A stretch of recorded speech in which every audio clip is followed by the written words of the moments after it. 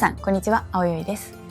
はい、パソコンがあるということはそうです。今日はレタッチ解説動画となります。レタッチってなんか難しそう。やりすぎると別人になっちゃいそうだし、機能も多すぎて結局どこを触ればいいのかわからない。そんな理由でなんとなく避けてる方も多いんじゃないでしょうか。でも実は全部を覚える必要はないんです。今回は私が実際に使っているエボトのお気に入り機能だけを使って撮影から仕上げまで全てお見せします。使う機能をね、絞っているので誰でも再現性のあるレタッチができます。そして本日は実際にモニター画面をお見せしながらポートレート撮影をして解説をしていきます。なので、レタッチだけではなくてどんな環境でどんな光量で撮ったかまでまるっとお楽しみいただける内容となっています。ということで今回はエボトを使ったポートレートレタッチ解説第2弾です。前回はソニー、今回はニコンの ZF、そして Z9、そして 70-200mmF2.8 のレンズを使ってポートレート撮影をしていきます。ちなみにエボトの基本的な操作については前回の動画でかなり詳しくお話ししています。ソフトに写真を追加する方法だったり、フォルダの使い方、基本的な画面の見方だったり、本当に最初の部分から解説していますので、エボト自体を初めて知った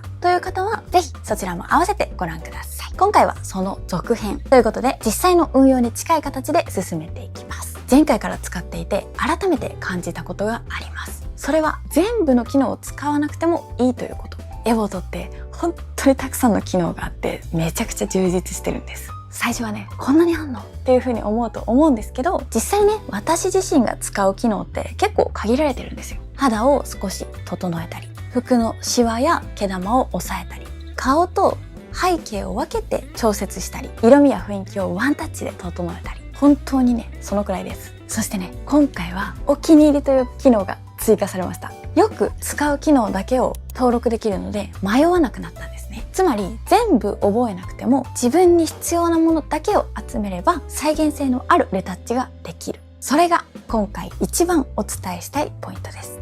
ということで、今回はまず実際にポートレート撮影をして、その後私が普段どんな流れでレタッチしているのかパソコンの画面を共有しながらリアルにお見せしていこうと思います。ちなみに今回は ZF と Z9 の2台体制です。では実際に撮影に行ってきたいと思います。行ってきます。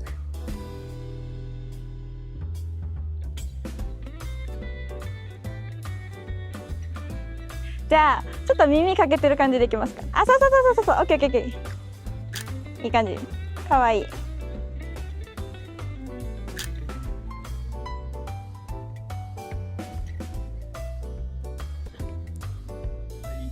はい。そう。あとなんかちょっとこういう感じで。そう。あ、そう。オッケーオッケー。あ、いいね。それいい。うん、かわいい。ちょっと寄りますね、私。かわいい。ここ指させますか。あ、そう。で、ちょっと首かしげられます。あ、そう。あ、いい。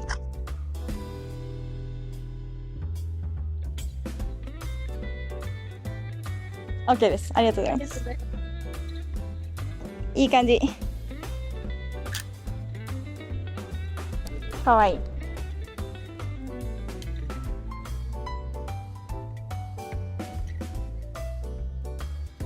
いいね。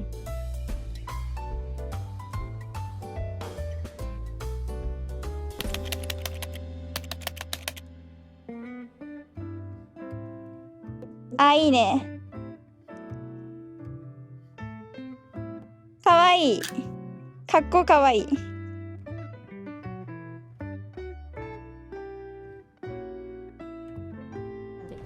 あ、いいね。めちゃめちゃいい。かわいい。うん。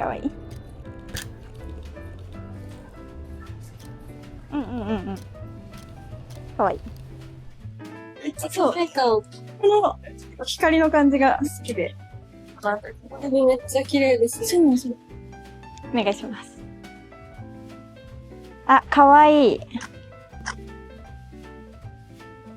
いい感じです。TikTok とか見ます？見ます。そうそう。あ、そっか、TikTok やってますもんね。そうだそうだ。かわいい。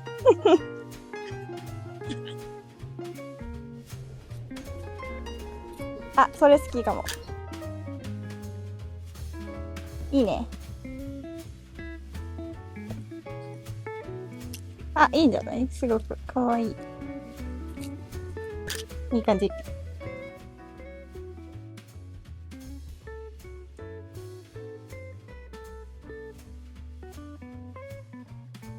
そうそうそう。あ、そうそうそうそうそうそう。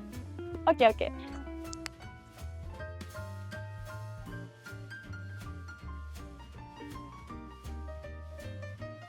ー。いい感じです。いい感じいい感じ。ありがとうございます。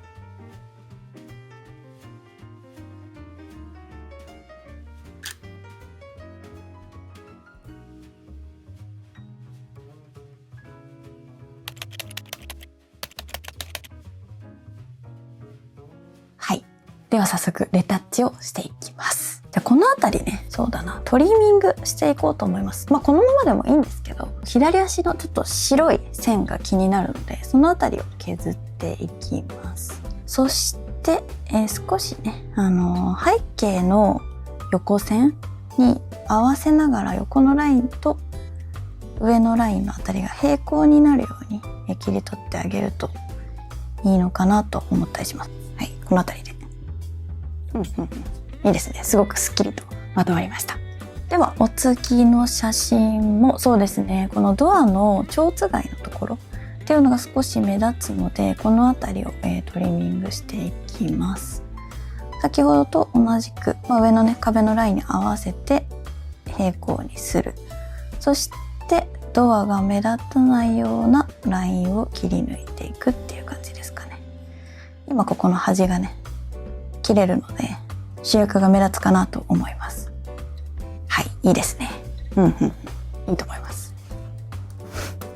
はい、そして可愛いね。こういうのもね、壁だけ使いたかったらこの辺りだけ縦に切り抜いちゃってもいいと思います。次はこの写真を使っていきます。このねマスキングの中の人物と背景を分けて明るさ調節できるんですけど、ちょっとね顔に影ができてて結構マスクでもきついかなと思うので AI に任せちゃおうかなと思います。どういうことかというと、この右上の AI のマークを押し、私ね好きなカラーがあって、これねカラールックとカラーマッチってあるんですけど、私このカラーマッチの中のこれが結構好きでちょっと入れてみますね。はい、なんかね青みがかったの分かりますか？これが元の写真で、はい、離すとこんな感じ。やっぱ元の画像が結構ピュアな感じ、清楚系な水色っぽい感じが特徴的なので暖色系にはしたくないんですよ。なのでこの色を入れてます。今ねこのヘッドショットっていうやつが入ってるんですけど、仮に隣の学校を選択してみます。すると、はい、わかりますかね。結構この暖色と寒色で印象が違ってしまうんですよね。なので元の寒色系を生かすために私はこのヘッドショットを入れました。はい、AI 色補正というものの他に色補正というのもあって、その中に似たような、フィルターという機能があります。なんですけど、これねただ全体の色が変わっていくっていうだけのものなんですね。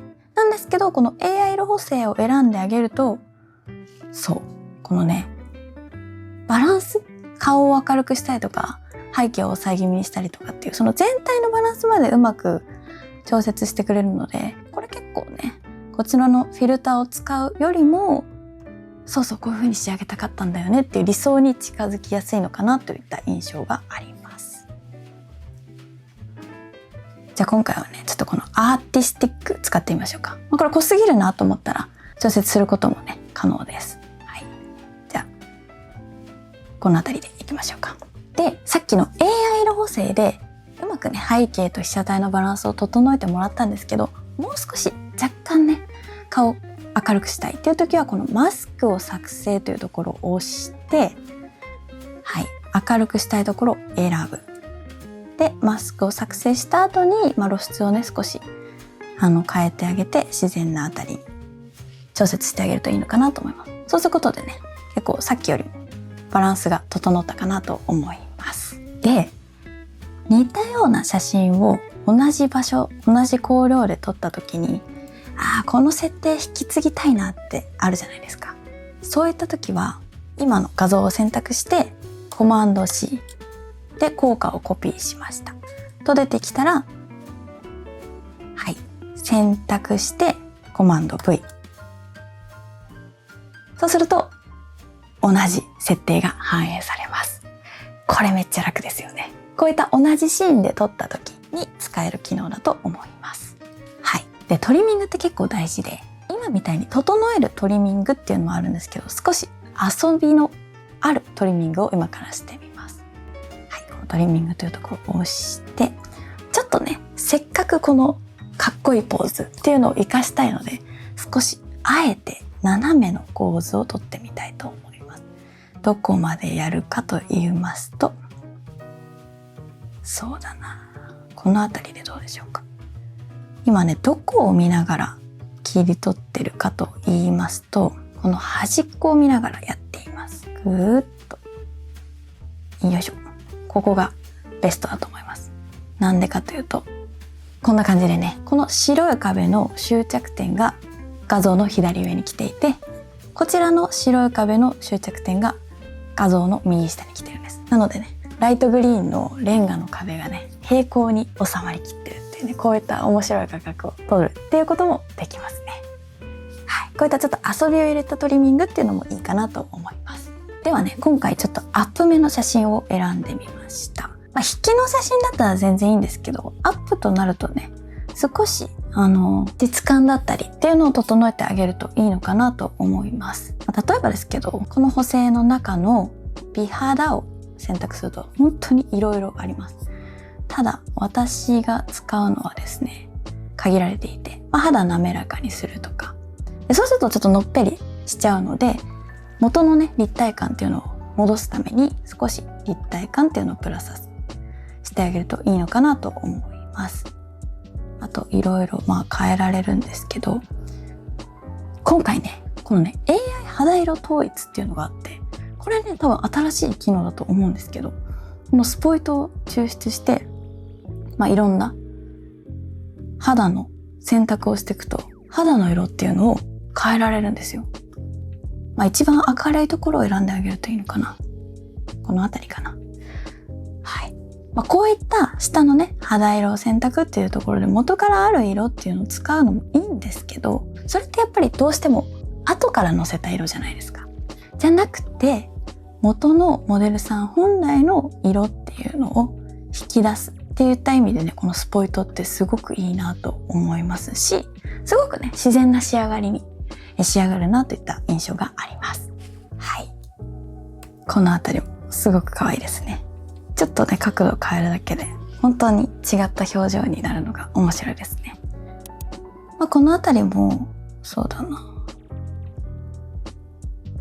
はい、こういったちょっと透明感出した色をヘッドショットとか入れてあげてもいいのかなと思いますし、入れなくてもねいいですね。こういった色味の違いを楽しめたりもします。はい。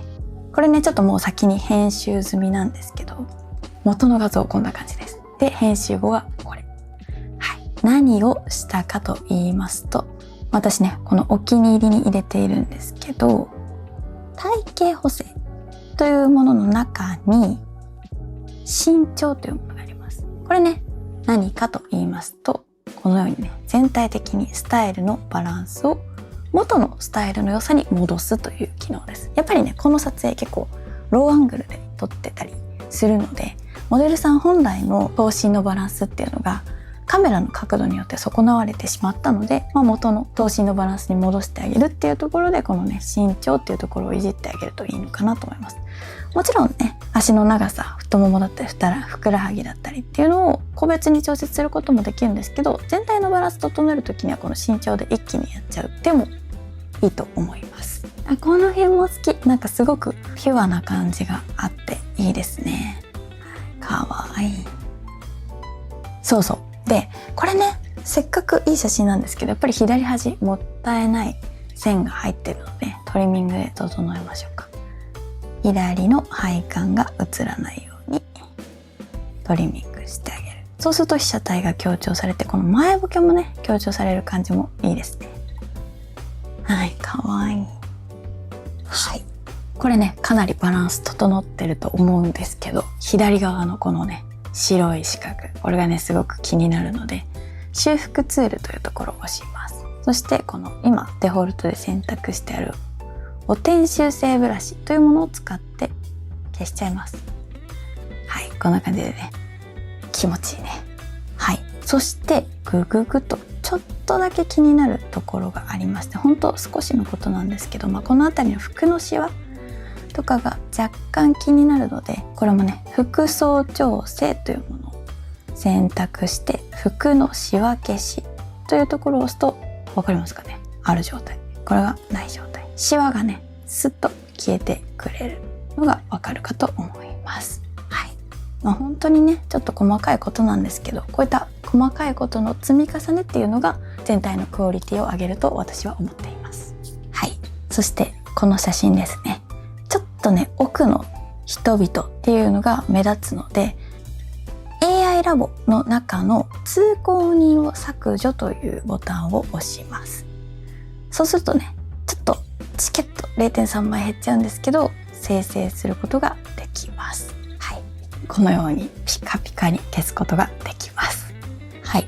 そしてうまく消えたので、トリミングしたりしながら、調節をして整えていけばいいかなと思います。そうですね、上に余白持たせた方がなんかこの遊び心ある感じのポーズと合うと思います。